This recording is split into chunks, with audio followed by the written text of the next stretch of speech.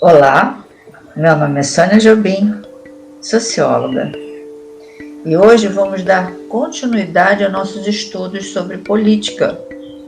Já passamos um primeiro vídeo, Política Parte 1, onde nós vimos a origem da política e uma série de outras questões importantes.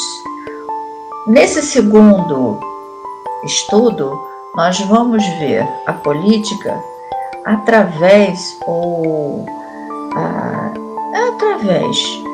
da participação cidadã. E o nosso objetivo é esse, a formação do cidadão, né? Como se forma esse cidadão, né? Quais são as influências, o impacto que as ações políticas exercem sobre a vida do cidadão. É por aí e mais alguma coisa. Então, bom, hoje é dia 4 de novembro de 2020. Então, vamos lá. O objetivo final, como eu venho colocando, né, o objetivo primeiro, o objetivo final, o que o ser humano quer nessa vida? Ser feliz, garantir o seu sustento, ter um mínimo de qualidade de vida, poder se vestir, poder estudar, poder ter lazer.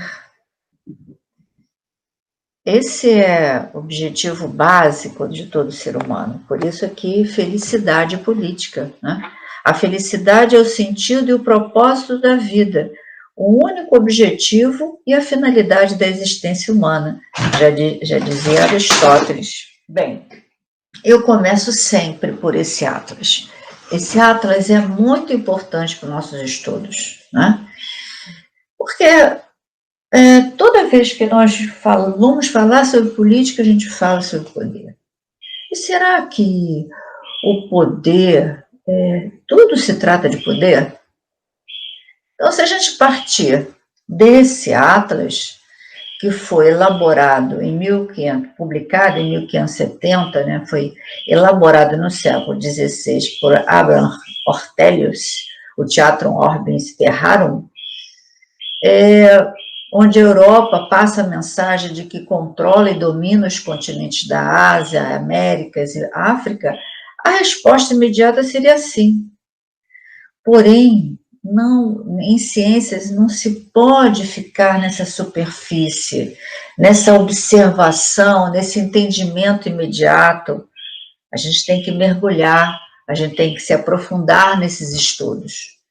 Nós vamos ver esse aprofundamento sobre o poder através do Michel Foucault. Não vou aqui me estender e mergulhar nos estudos do Michel Foucault, mas esse entendimento básico sobre como se desenvolve essas relações entre o cidadão e os poderes por ele constituído através do voto.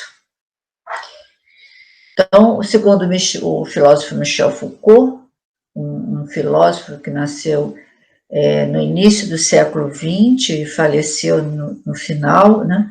Existe uma dinâmica nessa relação de força entre os agentes envolvidos, os dominantes e os dominados, o que ele explicou em Microfísica do Poder, que foi um livro que ele escreveu. E é essa dinâmica que nós vamos estudar.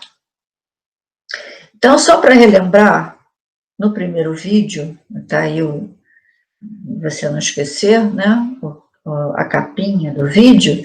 Então, nós estudamos a origem da política na Grécia, a importância da racionalização como processo de organização das ideias e o surgimento da ciência. A ciência é o quê? É o estudo sistematizado, metódico, sobre a realidade que a gente vive. A ágora, que é a praça, como espaço público da palavra, da voz, do diálogo, da argumentação. Nicolau Maquiavel, que vai estudar o príncipe, o governo, né, como o governante deveria agir, né, e as formas de poder e de governo, a política e a moral, as diferenças entre as ações, e a mobilidade social na política com a ascensão da classe proletária e as minorias ao poder. Isso é muito importante para a gente entender o que é representação, o que é representatividade. Então, nessa segunda parte, nós veremos alguns exemplos de participação cidadã de pessoas que tornaram suas experiências de vida meios para tomar consciência sobre as questões sociais. E não só elas tomarem consciência, mas a sua representação para despertar essa consciência nas outras pessoas. Então, nós sabemos identificar a forma de governo a qual estamos vivendo? Então, nós vimos aqui as teorias das formas, só para relembrar, né? A teoria das formas de governo. Aristóteles, no tempo dele, né, ele vai estudar, ele vai elaborar a monarquia, a aristocracia e a democracia como bons governos, e a tirania, a oligarquia e a democracia como governos ruins. A classificação de Maquiavel no século XVI vai ser assim: as monarquias, que era o governo de um só, e as repúblicas, que ele vai dividir em aristocráticas, a divisão do poder entre príncipe e aristocracia, e as democráticas, divisão do poder entre príncipe, aristocracia e povo. Então, eu fiz aqui, ó, no século XIX, do século XIX ao século XXI, nós vamos ter mudanças. Não temos mais príncipe, alguns países têm, né? Vamos dizer assim. Mas hoje nós temos na República um presidente. A aristocracia virou, conceitua-se hoje como elite, e o povo continua o povo, com algumas diferenças, né? Antes você tinha como povo, poderia se considerar assim, o escravo, o servo, o vassalo. E depois, com a emancipação da escravidão, né, dos escravos, o fim da escravidão, nós vamos ter a população como um todo, né, como cidadão, principalmente a partir das constituições, né, e aqui no Brasil, da Constituição de 1988, que vai garantir esse conceito a todo cidadão. Então, vamos ver aqui as relações de poder segundo Karl Marx. Tá? Então, Karl Marx vai dividir a estrutura social em infraestrutura e superestrutura. Como infraestrutura, ele vai entender a base material, como o homem produz e como se organiza para produzir, é um modo de produção.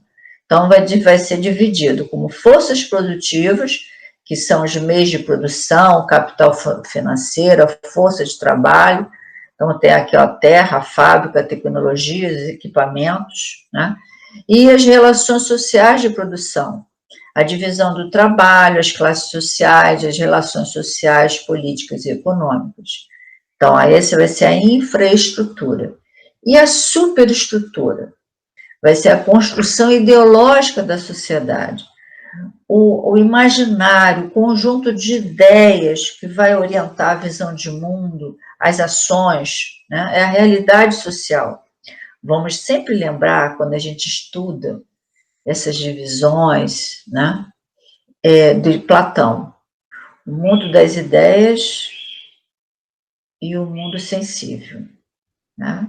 Então, o mundo sensível seria a infraestrutura, e o mundo inteligível a superestrutura, ok? Então, são os fenômenos ideológicos, intelectuais, políticos, religiosos, artísticos, culturais. Não é a consciência que determina a vida, mas sim a vida que determina a consciência, diria Marx, porque ele vai se basear muito nas condições de vida da pessoa, as condições materiais. Então, se você vive sem moradia, sem comida, sem o mínimo para viver, sem estudo, sem escola, como é que você vai desenvolver a sua vida, né? O seu pensamento, que ideias você vai ter de si e do outro, né? É por aí. Então, aqui só para a gente entender, colocar pessoas, né? Eu gosto muito disso. Identificar onde nós estamos, vamos nos contextualizar. Nós fazemos parte da superestrutura? Não, né? Então, não somos pessoas somos pessoas políticas, mas não estamos no Estado.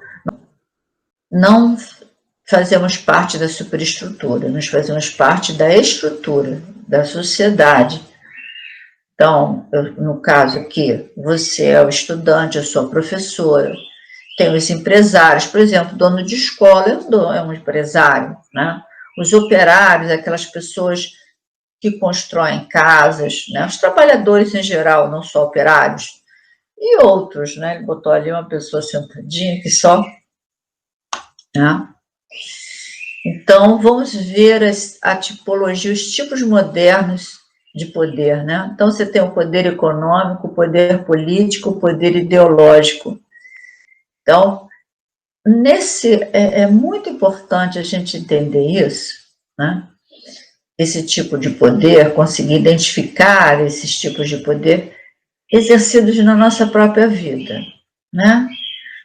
Então, por exemplo, nós estamos nas eleições municipais. Qual é o discurso dos candidatos? O prefeito, ele chama atenção para as suas necessidades. Então, é importante você analisar, tentar entender o que está dentro daquele discurso que é colocado para o cidadão, né? Então, o poder econômico é a posse de bens em relação à pessoa desprovida de trabalho. A posse dos meios de produção, o poder que o empregador tem em relação ao empregado. A posse da força de trabalho em troca de salário. Então, o poder econômico é uma situação muito forte que a gente precisa enfrentar, entender, não é? Por quê? Porque ele vai lidar com a necessidade daquele que não tem esse poder econômico, né? O poder político é a apropriação pelo medo da pessoa. Então, quando a pessoa não pode, não se sente com liberdade de apontar problemas, por exemplo, um hospital que está faltando medicamentos, está faltando equipamentos, conserto, manutenção dos equipamentos, o salário dos empregados, dos funcionários do hospital, e esse funcionário, ele não, ele se esconde através de por exemplo, ele vai na mídia denunciar e dizer que está faltando essas coisas, mas ele não se sente livre para poder dizer. Ele não consegue nem acionar o administrador desse hospital para chegar e falar, olha, está faltando esparadrapo, está faltando lençol para cama, está faltando insumos básicos, as medicações, eu não estou recebendo salário. Então, você vê pela mídia o medo que se instalou, principalmente no funcionalismo público, né? E o poder ideológico, o poder se baseia na influência das ideias do outro sobre a conduta dos demais. Então, que ideias, que conjunto de ideias está sendo passada para o cidadão? E principalmente o cidadão que depende do poder público, da saúde pública, da educação pública. Então, veja que são muitas questões que surgem, são muitas perguntas que surgem. E aí são várias as formas de resistência. Se a gente fosse lá na história, não vou, mas é só para lembrar o sistema escravista de mais de 300 anos, e como a pessoa na condição de escrava, como ela resistiu a tudo que ela sofreu, as formas de resistência, só para lembrar, tá? Aqui nós vamos ver aqui rapidamente dois tipos de formas de participação à situação política do país. A primeira, vamos ver os movimentos de resistência armado. São os movimentos revolucionários que surgiram entre 68 e 72, durante a ditadura militar. Né? Então, o que se coloca é o seguinte: apesar de ter sido movimentos de resistência ao regime, os grupos tinham o objetivo de fazer uma revolução socialista no Brasil, inspirando-se na Revolução Chinesa e Revolução Cubana, que já estava em curso. Né? A outra forma foi a arte, esse que vai ser o nosso maior foco. E eu trago para vocês a Nina Simone. Nina Simone, americana, negra, mulher, e ela vai integrar o movimento social Black Power, movimento social e político Black Power. Ela nasceu em 33 e morreu em 2000, faleceu em 2003. E ela traz uma música que foi lançada em 1968, I to go to now, no, I ain't go no, and to go no. Então ela vai dizer aqui, essa letra ela é dividida em dois momentos. O primeiro momento, Nina vai dizer: eu não tenho nada. E depois ela lança uma questão: o que eu tenho? Porque eu estou viva, afinal. Sim, o que eu tenho? E aí ela vai trazer essa consciência de si. Né? Então vamos lembrar, lá na felicidade, os fatores internos e externos, né? As condições internas nossas e as condições externas. Então, quando ela fala que ela não tem dinheiro, ela não tem casa, ela não tem aula, ela não tem perfume, então ela está falando de quê? Ela está falando de salário, ela está falando de como o Estado, de como o governo administra, investe nas condições materiais para a população, né? Não tenho escolaridade. Quando ela fala, por exemplo, não tenho amigos, para mim se refere a condições internas, a capacidade que ela tem de fazer amigos ou não, né? Não tenho ar, não tenho água. Então, dependendo de onde você mora, os órgãos, as instituições responsáveis pelo saneamento básico, né, por exemplo, a Prolagos aqui em Arraial, né? Então, quem fornece a água, quem fornece a estrutura, né, de esgoto, de água, né, a iluminação da rua, como é que é na sua rua? Como é que é a sua urbanização? Então, ela chama atenção, né, para esses fatores externos, para as circunstâncias que impactam a vida dela, né? Mas, ao mesmo tempo, ela faz uma reflexão profunda. Apesar de todas as circunstâncias, eu tenho alguma coisa que ninguém pode tirar, né? Então, ela fala de si mesma, essa aceitação de si, lembra? Essa aceitação de si, do que eu sou, que eu posso. E aí, quando você tem essa consciência de si, você pode dizer assim, o que eu posso dar para mim e para o outro, né? Mas primeiro eu tenho que me conhecer, eu tenho que saber meus limites, né? O potencial que eu tenho. Eu posso não ter nada de material, mas eu posso ter a minha cabeça, eu tenho meu cérebro, meus ouvidos, meus olhos, meu nariz, minha boca, que eu posso falar, eu posso gritar, eu tenho voz, eu tenho meu sorriso, eu tenho meus braços, aqui eu vou ter que corrigir isso, eu tenho meus braços, minhas mãos, meus dedos, minhas pernas, eu tenho meus pés, meu fígado, meu sangue, eu tenho a vida. Eu tenho dor de cabeça, eu tenho dor de dente, tempos ruins, também como você.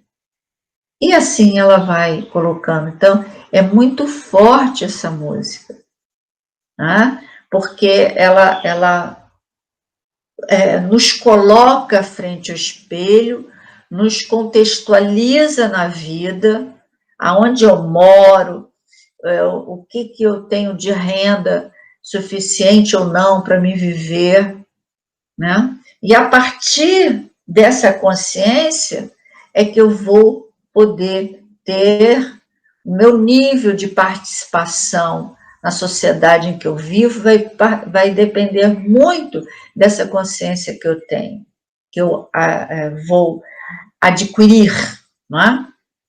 Tá?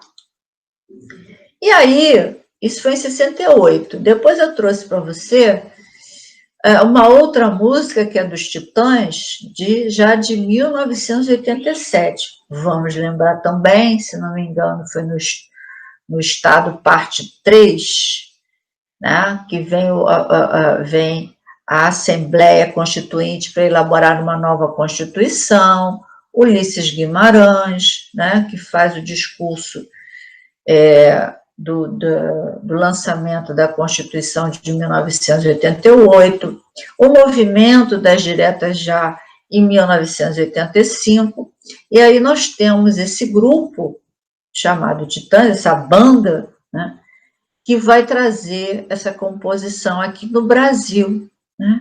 Ele vai falar das necessidades, ele vai dizer o quê? A gente não quer só comida, a gente não quer só o alimento material. Então, a gente tem que lembrar por que eles pensaram essa letra, né? Da onde veio a motivação para eles pensarem essa letra, né? A gente não quer só comida, a gente quer comida, diversão e arte. A gente quer saída para qualquer parte, poder ir e vir. Vai pensando, né? A gente não quer só comer, a gente quer comer, fazer amor, a gente quer prazer para aliviar a dor, a gente não quer só dinheiro, a gente quer dinheiro e felicidade, né? Então, diversão, balé, como a vida quer, desejo, necessidade, vontade. Então, a gente só consegue entender o sentido dessas letras, das ações dessas pessoas, a partir da história. Se você não tiver o conhecimento da história, por que surgiram os movimentos revolucionários? Por que surgiram artistas como os Titãs, como a Nina e muitos outros, né? Aqui é um sussurro que eu estou dando para você, né? Então, quanto mais a gente estuda, mais a gente sabe que não sabe nada, né? Eu dizia Sócrates. Então, aqui vamos ver, né? Olha, I Go Live, de Nina Simone, é um hino negro de consciência de si, consciência política na própria postura da cantora. É uma canção de protesto racial, que foi a marca registrada tanto como outras canções, tipo Mississippi Goddam, você pode procurar depois na internet, For Woman, de Simone. Eu não vou colocar aqui a canção, porque o YouTube e o Facebook não permitem por questões de direito autoral. Ela começa com a desolação, alienação e privação de direitos, né, logo no início, I'm going to go now, no. Depois passa para a afirmação jubilosa, I go life, eu tenho uma vida. Né? E aqui vocês podem ver à direita, né, imagens do movimento Black Power. Eu esqueci o nome dessa ativista, ela veio até São Paulo. Angela Davis aqui falando, né? E esse cabelo, gente, não é só estética, não é estética.